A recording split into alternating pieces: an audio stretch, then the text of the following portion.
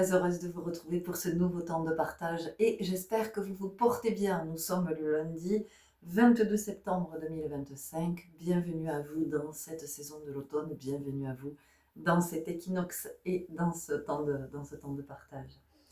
De quoi vient me parler cet équinoxe? L'équinoxe, comme vous le savez, c'est un alignement qui se manifeste 2 fois par an. Donc nous avons l'équinoxe de printemps et l'équinoxe d'automne. C'est ce jour de l'année, enfin, ce sont ces 2 jours de l'année où la durée de la journée est égale à la durée de la nuit.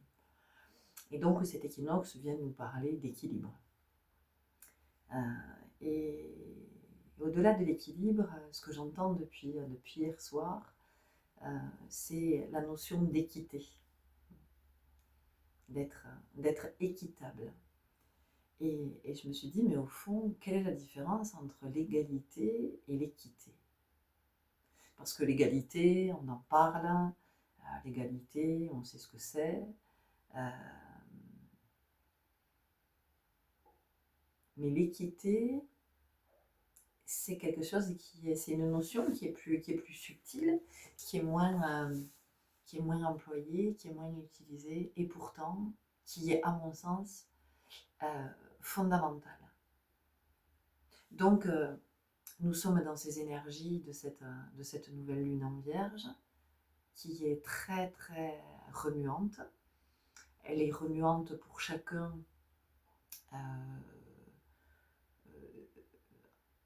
à un degré qui va évidemment dépendre de votre signe astrologique, de votre thème de naissance, qui va dépendre de votre chemin de vie aussi, qui va dépendre d'où vous en êtes sur votre chemin, parce que ce qui est vécu ne va pas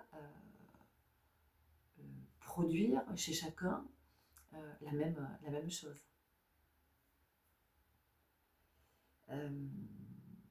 Donc vous pouvez être brassé émotionnellement, pour certains vous pouvez être en manque d'énergie, pour d'autres vous pouvez être avec beaucoup d'énergie, vous pouvez être dans le fait de poser des actes, voilà, de vraiment d'être très aligné.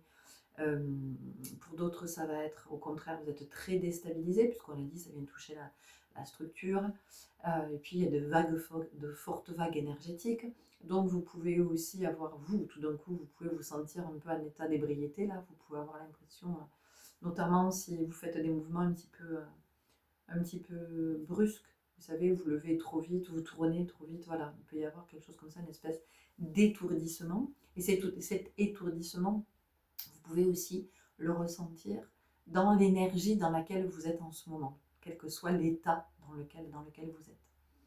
Ok, donc on va en revenir à cette notion d'équité, et je me suis dit, mais comment... Et j'ai trouvé un exemple extraordinaire, enfin en tout cas moi qui m'a beaucoup parlé, et je vais vous le lire, que j'ai trouvé évidemment sur internet, quand j'ai cherché différence entre égalité et équité. Voici un moyen simple de se rappeler la différence entre équité et égalité. Et effectivement, l'égalité consiste à donner à chacun la même paire de chaussures. L'égalité consiste à donner à chacun la même paire de chaussures. D'accord ? L'équité consiste à donner à chacun une paire de chaussures qui lui convient. L'équité consiste à donner à chacun une paire de chaussures qui lui convient. C'est pas la même chose. Vous voyez bien que fondamentalement, c'est pas la même chose.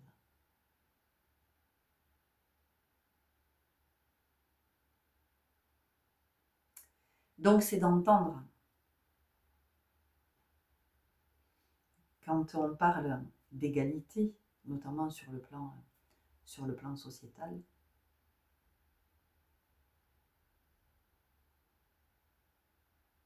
nous n'avons pas tous les mêmes besoins. Nous avons des besoins fondamentaux. Et chaque besoin va vraiment être personnifié, je vais le dire comme ça, parce qu'il est évident que nous avons tous besoin de chaussures, mais par contre, toutes les chaussures ne nous conviennent pas.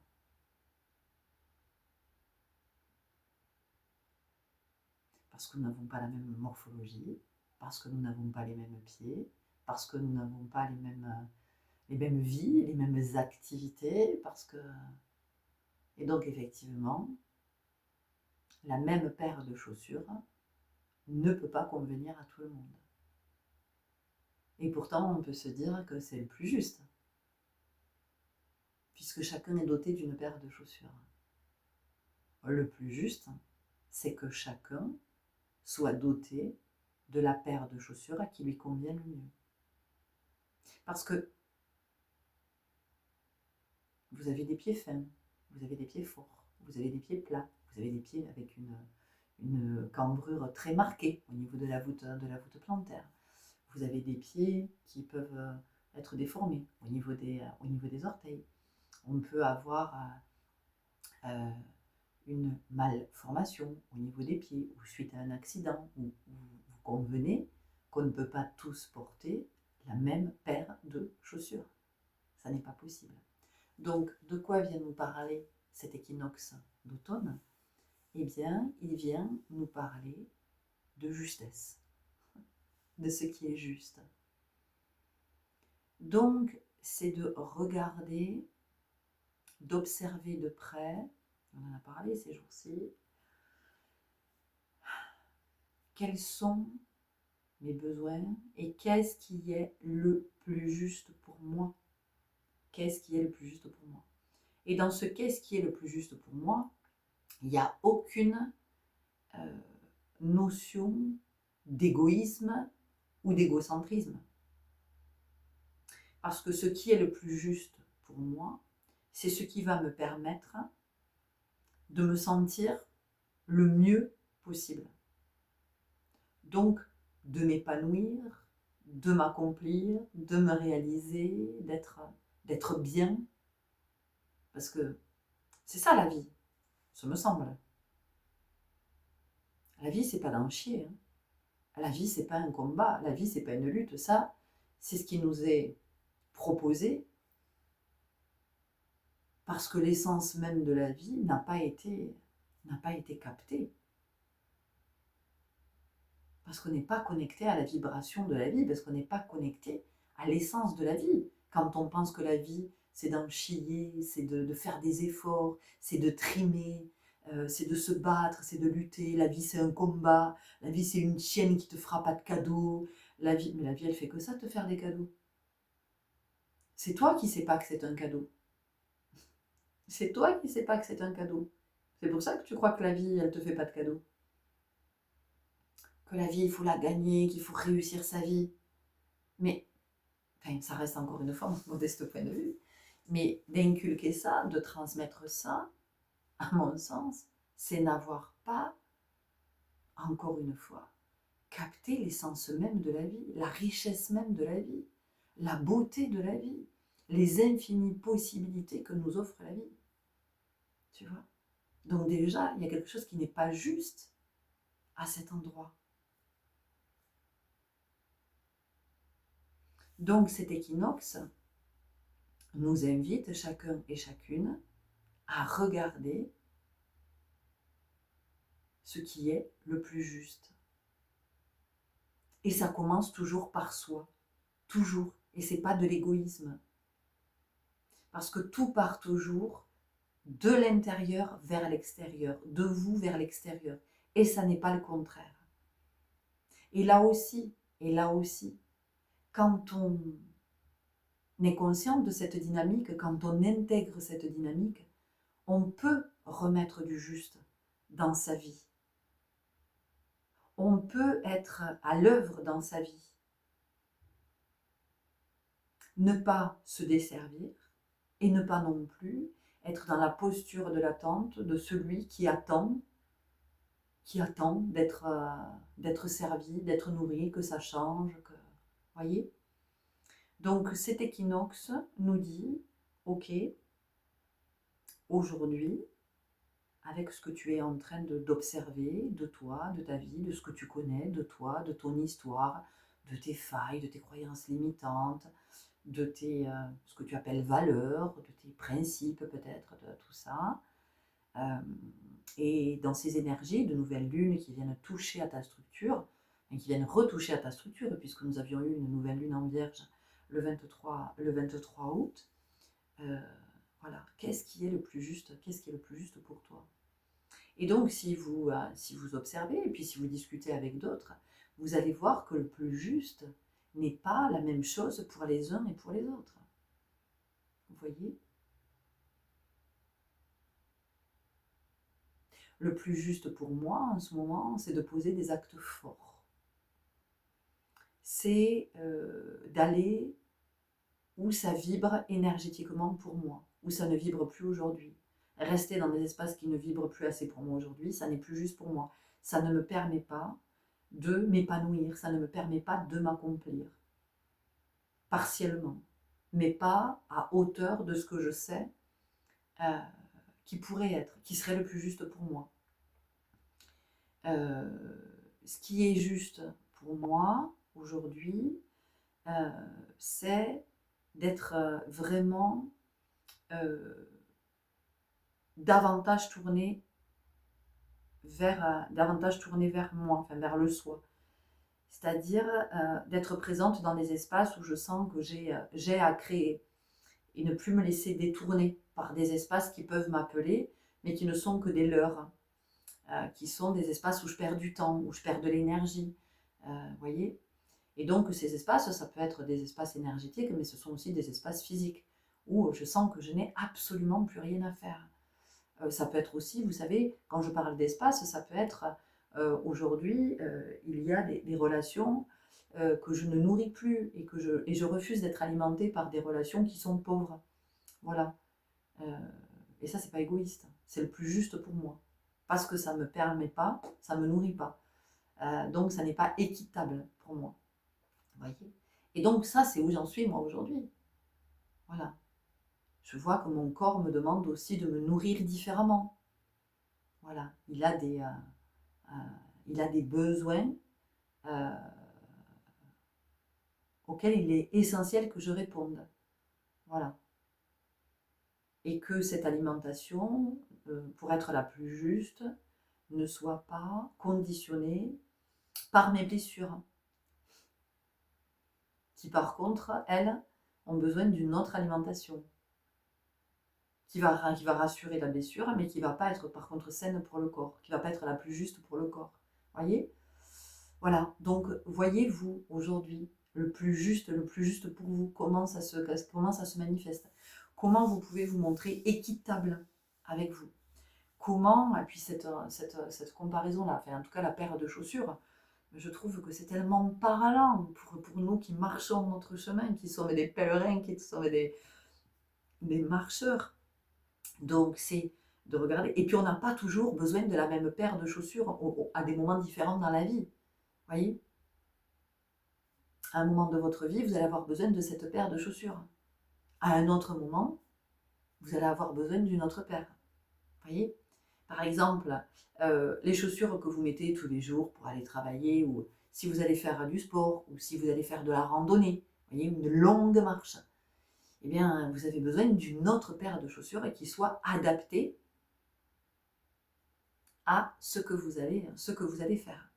On est d'accord? Donc aujourd'hui, c'est de regarder de quelle paire de chaussures vous avez besoin. Voilà, pour marcher le chemin que vous êtes en train de marcher aujourd'hui. Alors aujourd'hui, en ce jour d'équinoxe, mais aujourd'hui, en ce moment, quelle est la paire de chaussures dont vous avez besoin? Voilà. C'est ça que nous dit cet équinoxe de printemps, d'automne. Enfin, en tout cas, c'est ce que je sens. Hein. Encore une fois, je vous partage mon point de vue et ce qui s'est invité dans le déroulé, en fait, dans l'énergie. Et vraiment, c'est venu dès hier soir. Hein, c'est venu me dire, mais En fait, cette année, cet équinoxe te parle d'équité. Et ça m'a interrogée. Et ça m'a interrogée. Parce que parfois, vous voulez, dans un souci d'égalité, vous pouvez ne pas être équitable. Alors même que vous êtes dans un souci d'égalité. Vous voyez, par rapport à d'autres. Observez-le. Par rapport à vos enfants, par exemple. Vous voyez, vous voulez être dans l'égalité, mais en même temps, ce qui serait équitable, c'est de regarder ce qui est le plus juste pour chaque enfant. Ce n'est pas nécessairement le plus juste. Admettons que vous ayez 2 enfants et vous vous dites, voilà, on ne fait pas de différence, on, on fait les choses à égalité. Bon, on va inscrire les 2 enfants sur des activités. Mais peut-être que sur les 2, il n'y en a qu'un qui a envie de faire une activité. Et vous pensez que c'est l'égalité, mais c'est pas équitable. C'est pas juste. Il y en a un pour qui c'est ok, c'est juste, c'est équitable, puisque lui, il a envie d'une activité, mais l'autre, par contre, il n'a pas du tout envie d'une activité. Vous vous dites, bon, j'ai 2 enfants, donc j'essaie d'être dans la notion d'égalité. Vous pensez que le juste, c'est l'égalité. Et donc, vous vous dites, il faut que je passe autant de temps avec les 2. Bon, on va aller au cinéma ensemble. Mais peut-être que sur les 2, il y en a un, ça ne l'intéresse pas, le cinéma. Ou ce film-là ne l'intéresse pas. Peut-être qu'il y en a un qui a envie d'aller au cinéma avec vous. Et l'autre, il a juste envie de rester avec vous et discuter, ou de faire de la pâte à modeler, ou j'en sais rien, ou de dessiner, ou de lire une histoire, ou de regarder peut-être plutôt un dessin animé tous les 2 à la maison. Vous voyez. Donc c'est intéressant de regarder. Parce qu'encore une fois, ça vient, cette justesse, cette notion de justesse, moi je la trouve extraordinaire. Parce que la justesse, elle nécessite le conscient. Elle nécessite la conscience. Vous allez me dire, mais Florence, l'égalité aussi nécessite la conscience, pas de la même façon. C'est pas aussi développé, c'est pas aussi profond. C'est pas aussi profond. On repart sur les enfants. Bon, c'est la rentrée, vous avez besoin de vêtements. Vous avez besoin de chaussures. Ok. Mais vos enfants n'ont pas besoin des mêmes vêtements parce qu'ils n'ont pas la même morphologie. Ils n'ont pas les mêmes... vous avez un enfant qui... Moi, je sais que mon fils, quand il était enfant, par exemple, ce qui était équitable pour lui, c'était les survêtements et tout ce qui était doux, tout ce qui était moelleux. Il y avait plein de matières avec lesquelles c'était pas ok pour lui. Les chaussures, comme il est né avec des pieds varusséquins, il avait besoin de bonnes chaussures qui lui tenaient le pied. Donc je ne pouvais pas lui acheter des chaussures basiques qu'on pourrait acheter à tous les enfants en disant c'est facile, c'est pratique, il y a du scratch, pof pof, c'est très bien. Non, il avait besoin d'une chaussure qui, alors c'était pas une chaussure orthopédique, mais c'était une chaussure de très bonne qualité, des chaussures en cuir montantes qui maintenaient bien le pied avec des lacets, parce que pendant un temps, il a eu besoin que son pied soit maintenu pour pouvoir le poser correctement à plat, tout ça, tout ça. Vous voyez? Donc ça, c'est équitable. Donc vos enfants, oui, ils ont besoin de vêtements, mais ils n'ont pas besoin des mêmes vêtements. C'est-à-dire que un, par exemple, il va être très à l'aise en jean, il va être très à l'aise, et l'autre, il va avoir besoin de pantalons plutôt amples, de matières plutôt douces. Les chaussures, c'est pareil. En fonction du pied, de la forme du pied, en fonction de la stabilité, en fonction de la posture, les chaussures ne peuvent pas être les mêmes. Donc quand on achète les mêmes chaussures à 2 frères ou à 2 sœurs pour pas faire de jaloux parce que machin, bah, c'est pas forcément le plus juste. Vous voyez? C'est subtil, hein? Mais j'aime. J'aime cette notion de subtilité. Donc c'est de vous dire aussi que vos besoins ne sont pas les mêmes que les autres. Donc quand vous essayez de vous conformer à quelque chose, ou quand vous essayez de vous fondre dans la masse, quand vous essayez de rentrer dans le moule, dans la case pour être comme les autres, donc pour être égal aux autres, en fait, vous cherchez quelque chose qui vient à l'encontre possiblement de vos besoins. Parfois, ça pourra correspondre, mais d'autres fois, par contre, ça ne correspondra pas. Par exemple, vous êtes, pour vous sentir égal aux autres, ben, vous vous êtes dit: «Il me faut un CDI, machin» et en fait, sauf que c'est pas le plus juste pour vous. Parce que le CDI ne vous convient pas. Le CDI, possiblement, vient, chez vous qui êtes peut-être curieux vous voyez, qui avait une nature plutôt très curieuse, qui avait besoin de mouvement, qui avait besoin de changement. Par exemple, si vous avez un chemin de vie 5, avec toujours ce mouvement, cette nouveauté, bon, vous d'être dans un truc toujours routinier, toujours le même, ça va pas, c'est pas possible pour vous. C'est juste pas possible.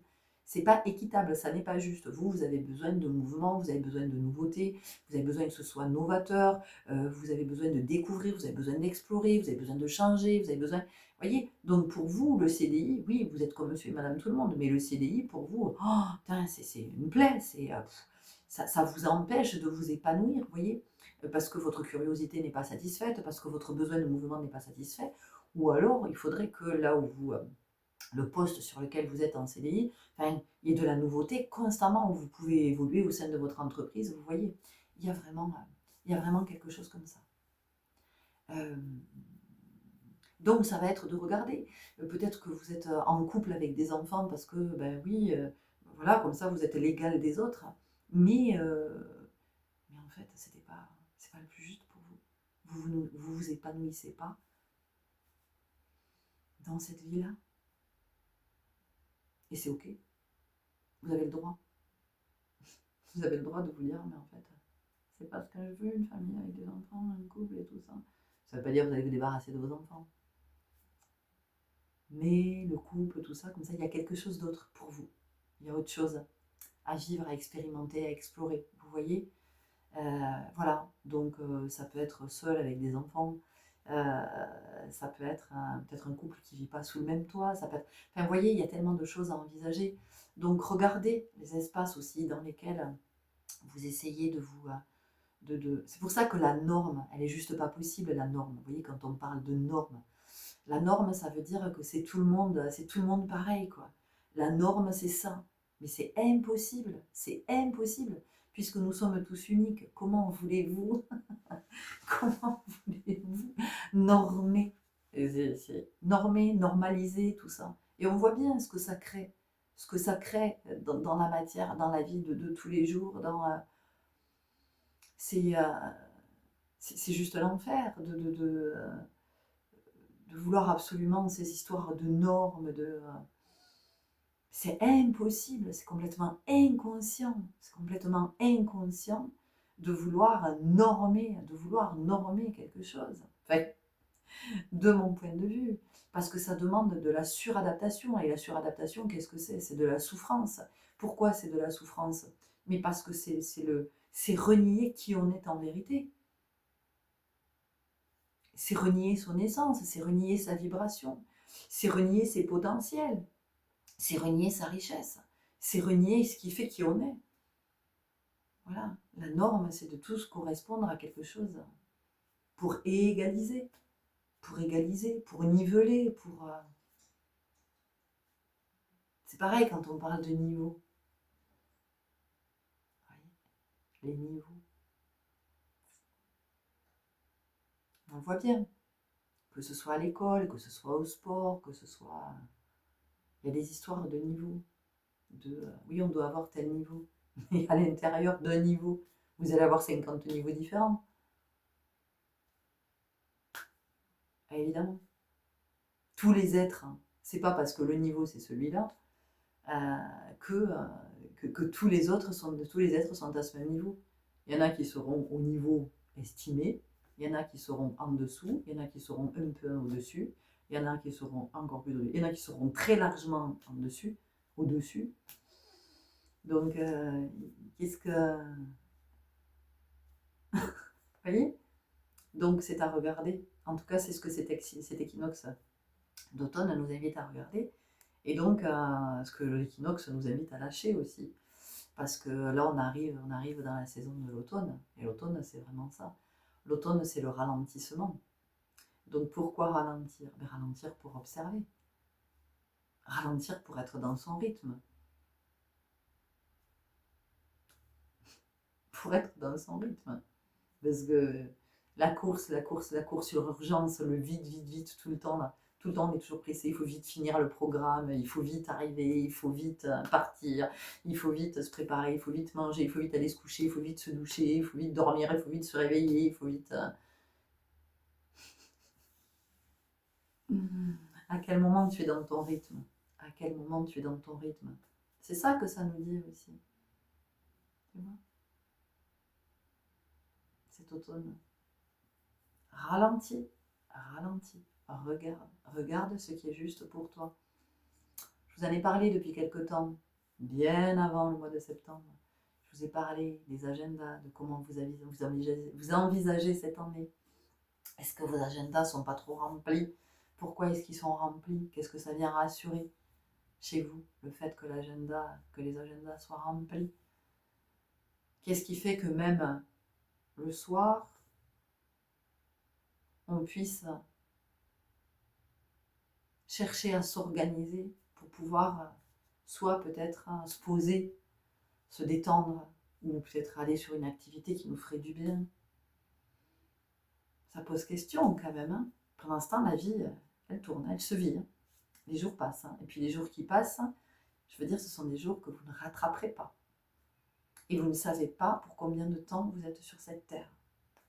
Donc pendant que vous cherchez à vous organiser, le compteur il tourne. Votre voyage, vous êtes en train de le vivre. Donc encore une fois, je ne vous dis pas que vous allez mourir aujourd'hui, vous allez mourir ce soir, vous allez mourir demain. Pensez-y quand même. Pensez-y, parce que pendant que vous êtes en train d'essayer de vous organiser, peut-être que vous êtes en train de perdre du temps aussi, qui vous est précieux. Peut-être que vous n'êtes pas dans les espaces dans lesquels votre âme aspire à être. Voyez. Donc pendant que vous cherchez à égaliser, à niveler quelque chose, vous n'êtes pas dans l'équité. Vous n'êtes pas dans le plus juste.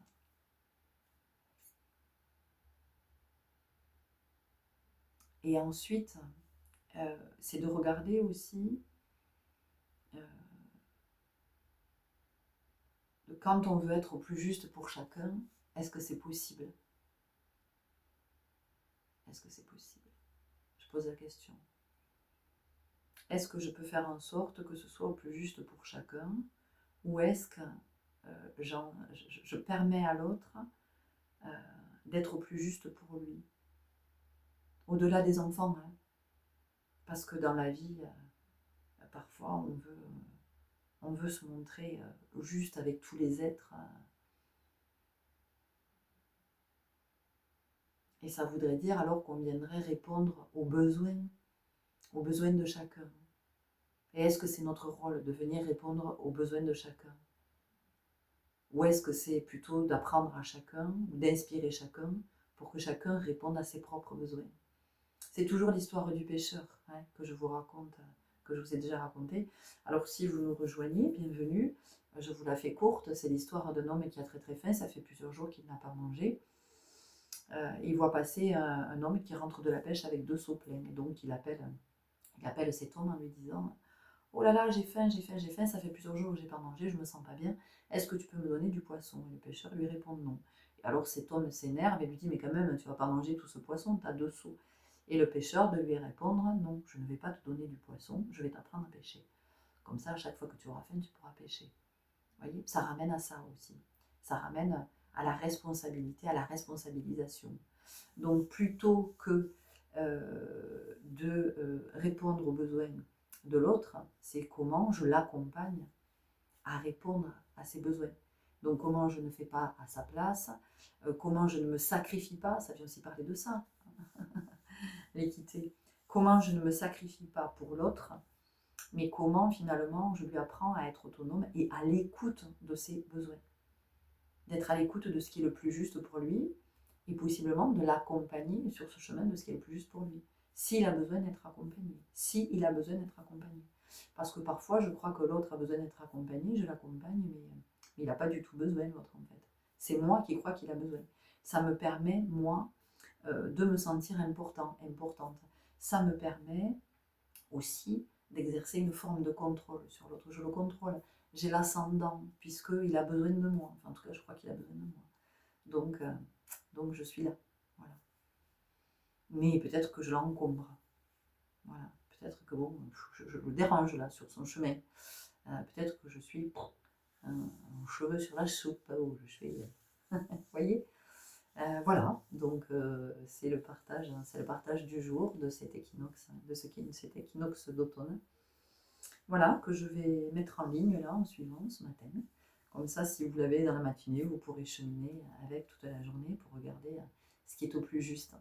Ce qui est au plus juste pour vous et cette notion de justesse aussi par rapport à l'autre, d'où on se situe. Et ça requiert vraiment la présence parce que c'est une observation très très fine de se dire ok, où est ma place? Ça vient interroger ça aussi. Où est ma place? Vous voyez. Donc on a vu la notion d'équité pour les enfants, ces enfants qui ont pas forcément les mêmes besoins, qui ont des besoins fondamentaux, mais pas de la même façon. Donc vous voyez, hein, voilà. C'est pour ça que l'observation c'est fondamental. C'est fondamental. Vivre sans s'observer, vivre sans observer, pour moi, ça fausse. On part déjà pas avec les bonnes données. C'est comme si on vous demande par exemple, vous avez un énoncé en mathématiques et on vous demande de résoudre cet énoncé ou de résoudre une énigme en vous donnant un énoncé qui est incomplet ou qui est erroné. Donc c'est impossible. C'est impossible. D'accord? Donc c'est pour ça que l'observation, elle est vraiment fondamentale, d'apprendre de plus en plus à s'observer. Et alors c'est s'observer, évidemment sans se juger, en se répétant toujours que nous sommes des apprentissages, que nous sommes des apprentis, sages en apprentissage, et que nous sommes des apprentis. Donc voilà. Et donc quand on est apprenti, ça veut dire qu'on apprend que le temps fait son œuvre et qu'on a besoin de temps pour apprendre aussi. Voilà. Alors encore une fois, il y a des enseignements qu'on apprend rapidement et puis il y en a qui prennent du temps, des années, des années, des années, des années. Et parfois ça prendra toute une vie. Et donc c'est l'humilité toujours, c'est d'accepter que tout ce temps soit nécessaire. Vous voyez?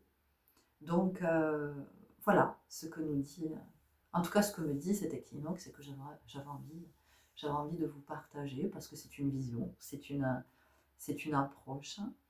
Euh, que je trouve très très très intéressante, mais pas parce que c'est moi qui vous la partage, mais parce que je trouve qu'effectivement ça peut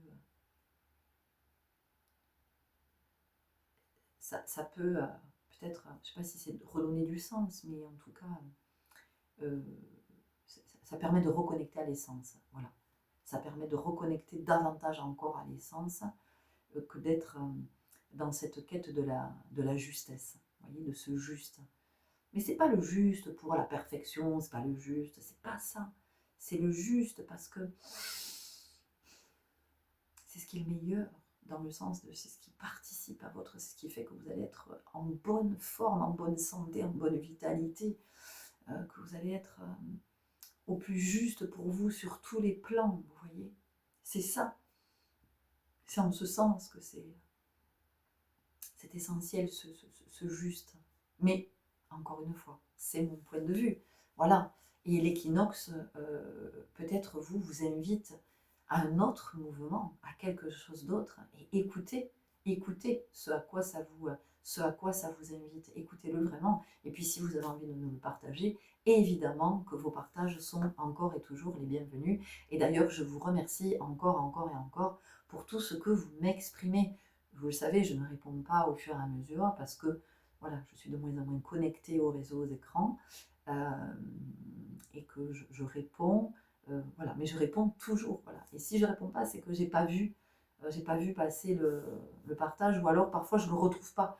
Je cherche dans les notifications, mais je ne le retrouve pas. Enfin, dans les notifications, dans les commentaires, parce que j'ai pas forcément de notifications non plus. Donc voilà, c'est laborieux. Voilà.